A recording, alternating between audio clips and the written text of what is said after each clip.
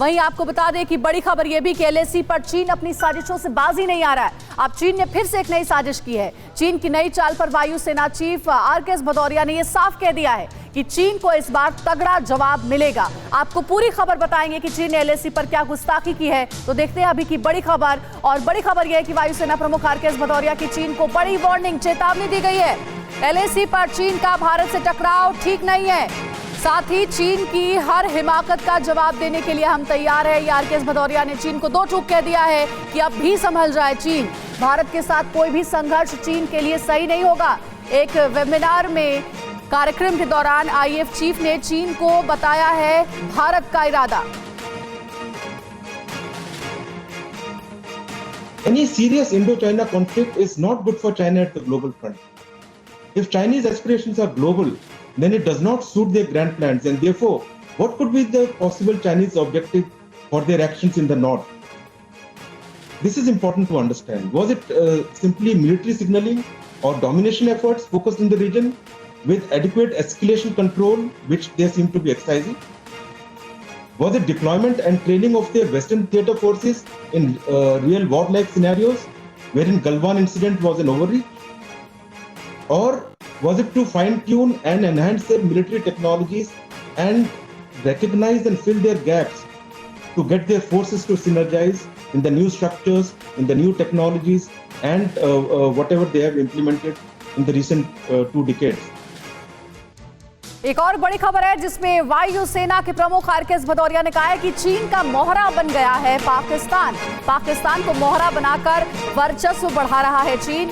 CPEC के कर्ज में दबकर पाकिस्तान हो रहा है इस्तेमाल। पाकिस्तान की चीन पर सैन्य निर्भरता बढ़ गई है। आरकेएस भदौरिया ने कहा है कि अमेरिका की वजह से चीन पाकिस्तान के रास्ते खुले हैं। अमेरिका के अफगानिस्तान से बाहर निकलने से ये रास्ते खुले हैं।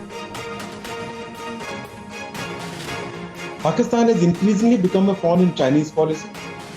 Under an increasing CPEC-related debt trap, we are going to witness further military dependencies in the future.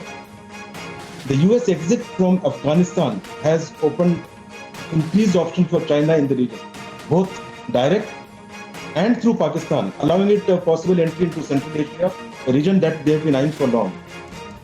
अहम खबर है एलएसी पर चीनी वायुसेना का रुख आक्रामक। ये भी कहा है आरकेएस भदौरिया ने एलएसी पर चीन ने मिसाइल और रडार की तैनाती की है। चीन को मात देने के लिए भारत हमेशा तैयार है। भारत के फाइटर जेट चीन को सबक सिखाने के लिए तैयार है। तो वायुसेना के प्रमुख आरकेएस भदौरिया ने चीन को एक बार फिर से चेताया है कि अब भी संभल जाए।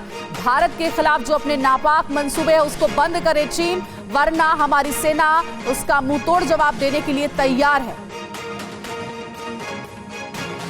We are actively pursuing anti-drone, swarm drone, stealth drone technologies, manned-unmanned teaming concept, which I'm sure everybody is aware of, involving teaming of manned aircraft with UCAVs in a highly networked air battle scenario. This has already been initiated as a project. We are actively pursuing niche technologies in the field of space-based capabilities, data links, electronic warfare, artificial intelligence, big data handling, and all this to shorten the sensor to shooter loop and for making the targeting cycle highly responsive. Plus, these are areas that can generate disruptive or technological edge as you develop with respect to a particular adversary. और अब आपको बताते हैं कि हाल ही में LAC पर चीन की साजिश है क्या, जिसको लेकर के आरकेएस भदौरिया ने चेतावनी दी है चीन को। एलएसी पर चीन की तैयारी है कि सैनिकों की संख्या में लगातार इजाफा किया जा रहा है। सतह से सतह पर मार करने वाली मिसाइल भी तैयार की जा रही है। सतह से हवा में मार करने वाली मिसाइल तैयार की गई है। रडार की तैनाती J-20 और J-10 जैसे फाइटर जेट्स तैयार किए गए हैं।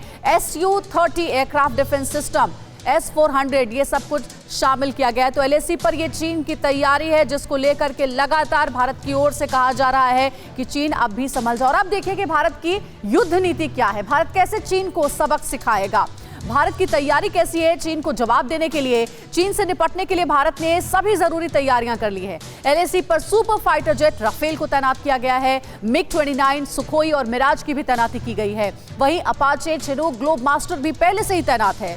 न्यू ड्रोन टेक्नोलॉजी से चीन होगा धराशायी, साथ ही मानव रहित विमान आधुनिक युद्ध का हिस्सा बनेंगे। भविष्य की अनिश्चित क्षमताओं पर भी भारत की नजर है, तो ये भारत की तैयारी है चीन को पटखनी देने के लिए। न्यूज़ टॉप 9 रोज सुबह 7 बजे और शाम 7 बजे सिर्फ TV9 भारतवर्ष पर।